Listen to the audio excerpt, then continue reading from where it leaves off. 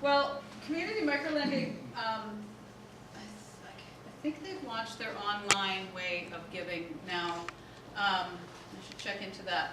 But what they have been doing is you actually meet with the person, the individual who's loaning you the money. You work out how you're going to pay it back, and what kind of time frame or how often, and all those kinds of things. And they work with you, and they're often mentors as well. And so they help the business thrive. I know there's a woman who has a food truck in Victoria, Deadbeats, it's called. It's really quite funny. She got a loan to buy her truck, and now she's just got this booming food truck business. Another fellow, two fellows I think, started a stonemasonry business with a loan under $5,000, and now they employ 5 people, and their business is booming as well. So it really, really is a boost for people who don't have $1,000 to go buy the cart you need to sell flowers in the middle of the mall.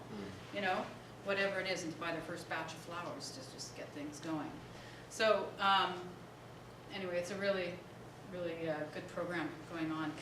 Crowdfunding, we've already talked about a little bit. Crowdfunding is the term given to the new method of collecting micro-donations via an online platform such as Kickstarter or Indiegogo. On the surface, that may not seem very novel. Yet dig a bit deeper and you find crowdfunding represents one of the most significant economic innovations in recent memory.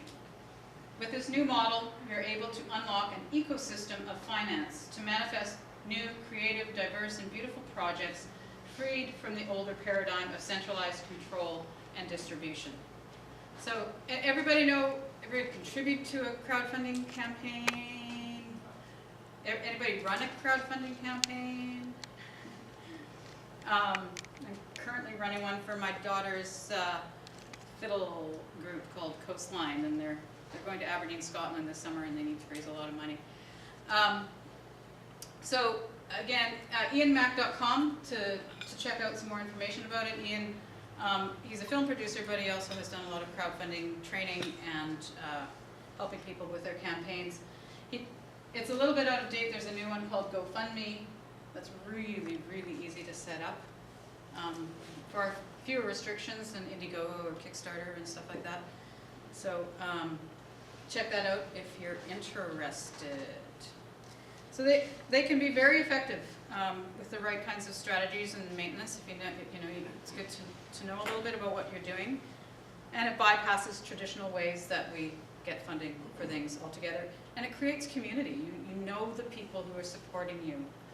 What's interesting about crowdfunding is that there's some of it that's just purely, support the fiddlers going to Scotland. Yeah. And then there's some that are like, we're going to launch this new niche product, and you're pre-purchasing or something like that. So it's a very where you get big spectrum.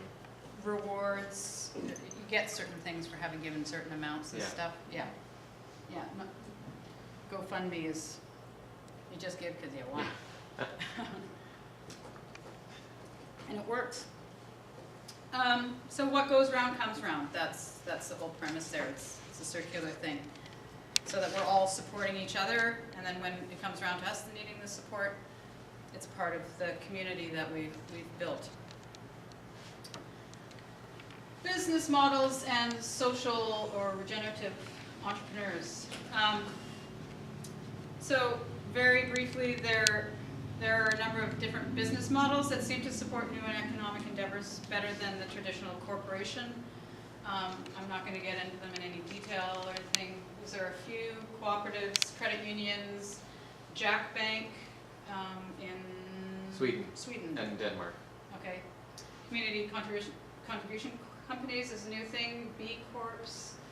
And what I think is coming forward more and more, and particularly in the new economy, most people call it social enterprise, but you hear eco-social enterprise, eco-enterprise.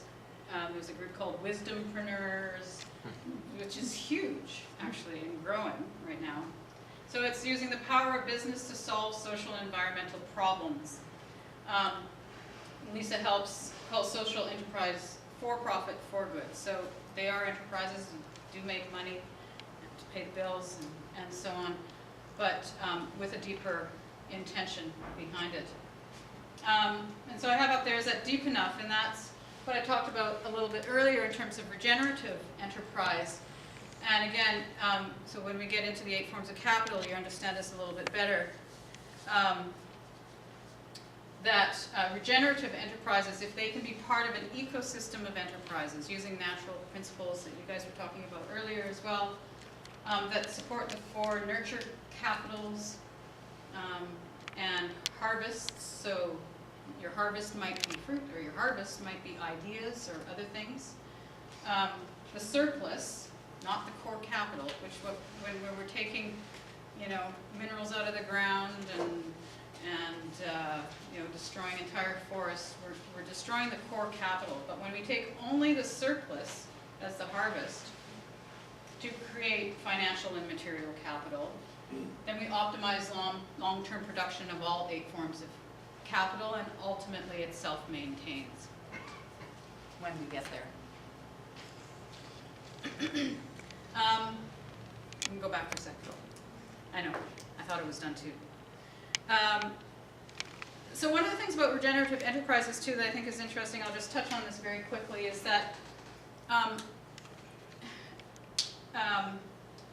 was it Forbes online in, I can't remember what year, maybe 2012, put out a list of 100 most sustainable enterprises or businesses. In that list was Coca-Cola, GlaxoSmithKline, the pharmaceutical, and Royal Dutch Shell. Oh my goodness. And it makes you go, like, you know, they're like, what?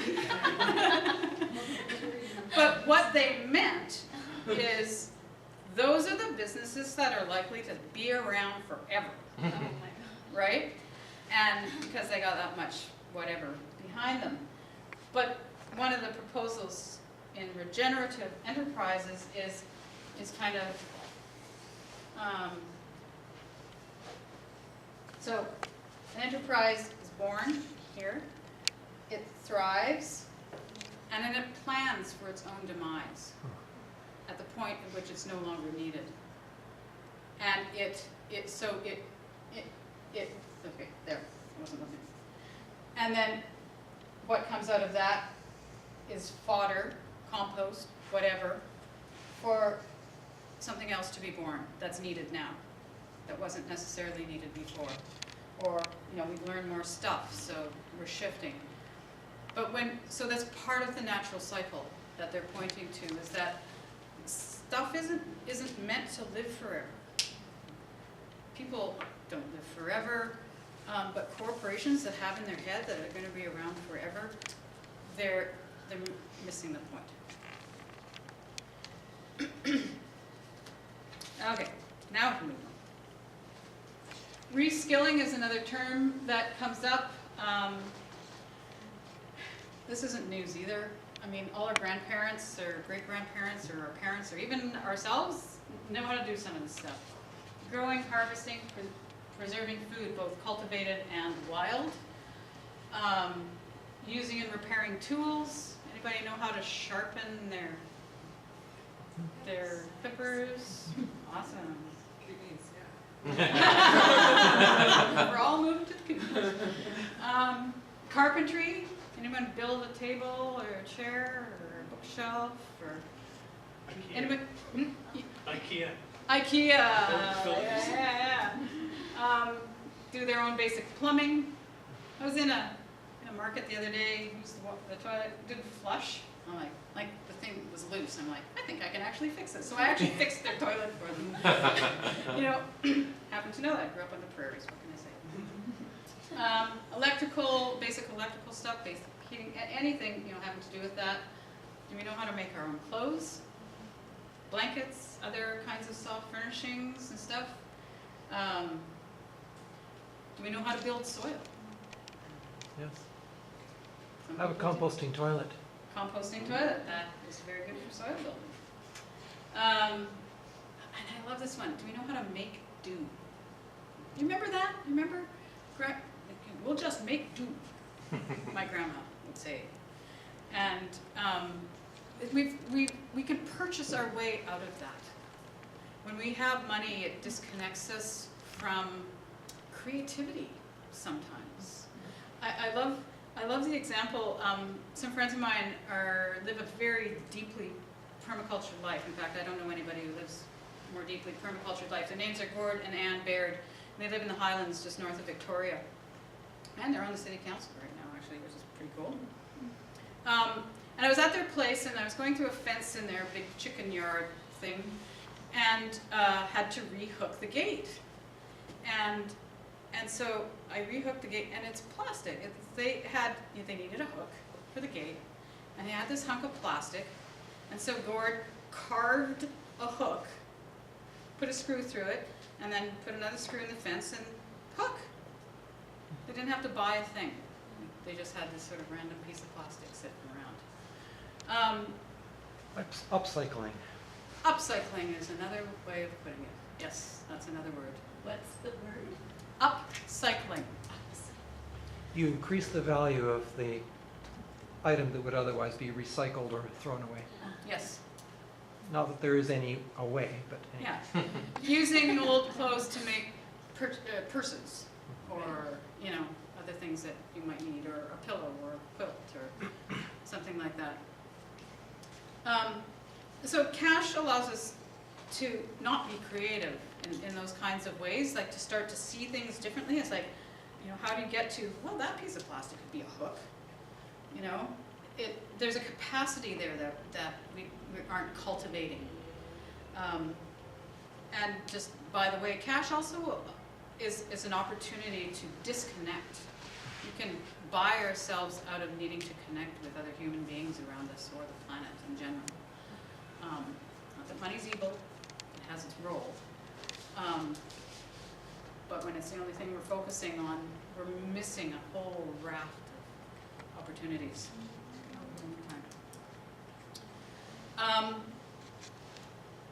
How to manage water and other resources if you've got a creek on your land or some kind of underground something. California could have used that, 50 years ago. And the rest of us too. I mean, I think we're all facing drought on the West Coast. So those are, really grounded, hands-on material skills, but there are other skills that are less concrete, like conflict resolution or group decision-making or how to fail fast and move on.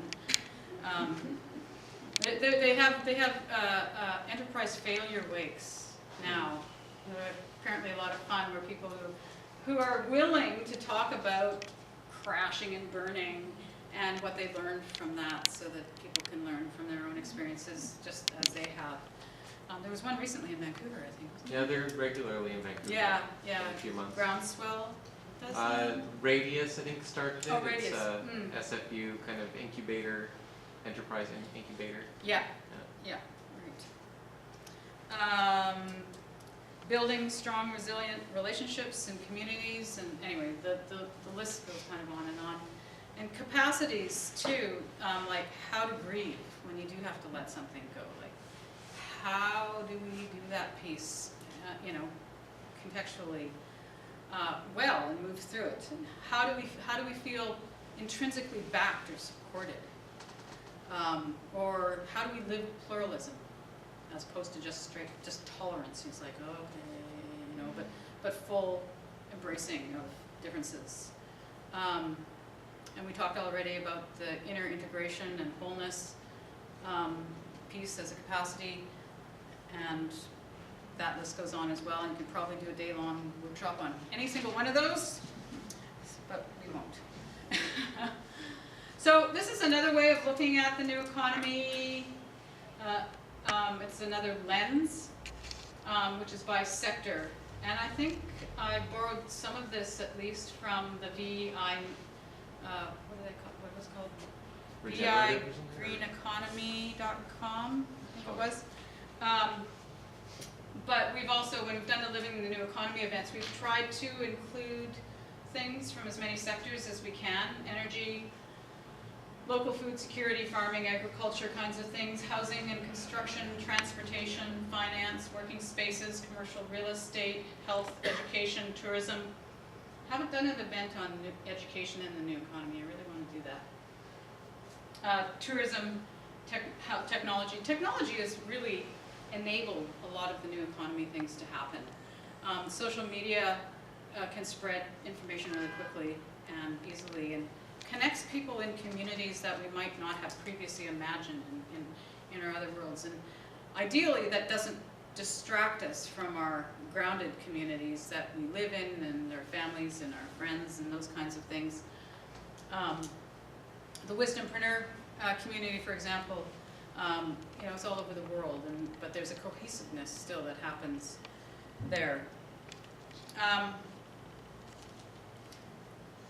Just in terms of energy, I wanted to read you a quote from a book by Margaret Cheney, and it's called Tesla, Man Out of Time.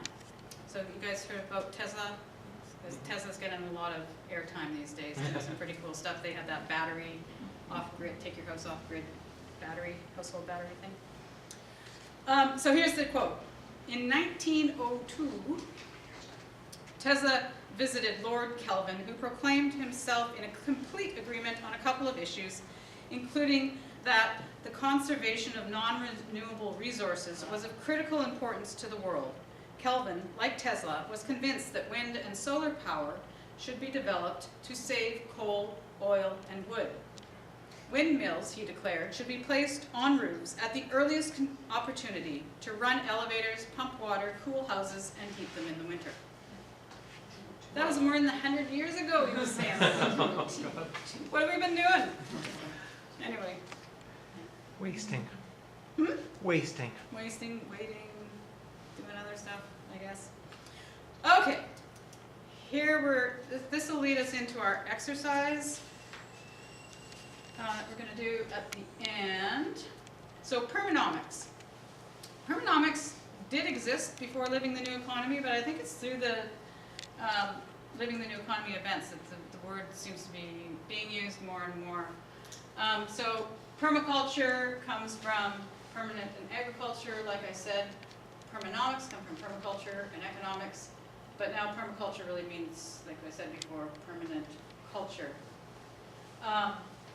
So permaculture is a creative design process based on whole systems thinking that uses ethics and design principles. It guides us to mimic the patterns and relationships we can find in nature, and can be applied to all aspects of human habitation, from agriculture to ecological building, from appropriate technology to education and even economics. That's David Holmgren. He's a permaculture guy. One of the founders of permaculture. Yeah, exactly. Yeah. I'm not a permaculturist. I want to take a permaculture design certificate. I'm hoping to do it next year, maybe with my daughter. I actually think permaculture should be foundational education for everybody. I think we should be teaching it in the schools. I think every kid should get this education. It's extraordinarily powerful learning. Just a couple of tiny things about it. Layering uses is one of the principles. So you do one thing, you take one action, and it accomplishes 4, 5, 6 things. Can you give any examples of that, Jordan? I'm struggling off the top of my head here. Yeah, so for example, in your farm, you know, a chicken might be, you know, for eggs and meat, but they're also used for pest control, and you can use them for tilling the earth, and all kinds of other things, right? And for their feathers, like so a chicken can have so many different functions and uses and products. Yeah, and actually, Gordon and Barrett that I spoke to earlier have chickens, and they use them in those ways. They move them, like if they want some piece of land dug up, they put all their chickens there. And chickens do the job and clean up the bugs and eat all the little seeds that are sitting around. Yeah. So layering uses, zones. They talk about, in terms of planting an area, zone 0 is yourself and your home, and then zone 1 is immediately outside your house. So immediately outside your house you would plant things that you use the most often, like kitchen herbs and that kind of thing. Lemons do well up against the house in this part of the world. And then the zones go out, the less maintenance something needs, the farther out you would plant it. So it's a very efficient kind use of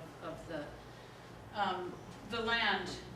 Edges, there's a lot of attention paid to the edges of things. It's at the edges of things that there's extra abundance, where things connect. Like the intertidal zone, anybody know what I mean when I say intertidal zone? It's, you know, it's half land, half water, depending on what tide, if you're high or low tide. So there's a lot, and the same is true on land.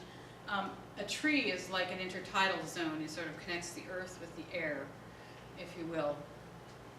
And also, in terms of designing your gardens, instead of having I'll do it up here, like a straight line, if you take that same principle and you plant a garden like that, you have a lot more edge, a lot more interaction with things.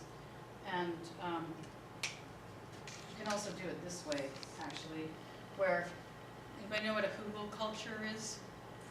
Jordan knows what a hugelkultur is. I think it means hill. Yeah, like hill culture. Hill culture, hill planting. So you could plant stuff on the flat ground like that, or you could build up a hill. And what they do is they build it up with things like logs and sticks and wood shavings and other things that can contribute to the nutrition of the soil. They also hold water, so they use less water and distribute it evenly. You don't have to water it as often. And then they put soil on top of that, and then they plant stuff on it. And often there's like a trellis on top where you grow beans, and you get a lot more edge in something like this in surface, and you can use this little tiny piece of land to grow all that kind of stuff. How about growing on the sides of buildings now? Yeah, that too. Sure, that's using an edge. Yeah, you can plant food or not. And ethics. Sorry, question? No. Ethics are the three basic ones are earth care, people care, and fair share. And Jordan was telling me the other day that some add a fourth, recognizing the fact that we're in transition and that we're not going to land in these kinds of practices tomorrow afternoon. It's going to take time, and there's a lot of steps along the way, and that's pretty much the case with all of these things. Carving that plastic hook on a permaculture farm is a perfect example. It is, because plastic, no plastic on a permaculture farm, and they don't use plastic much, except if it's there, they may as well use it, and, you know, like that.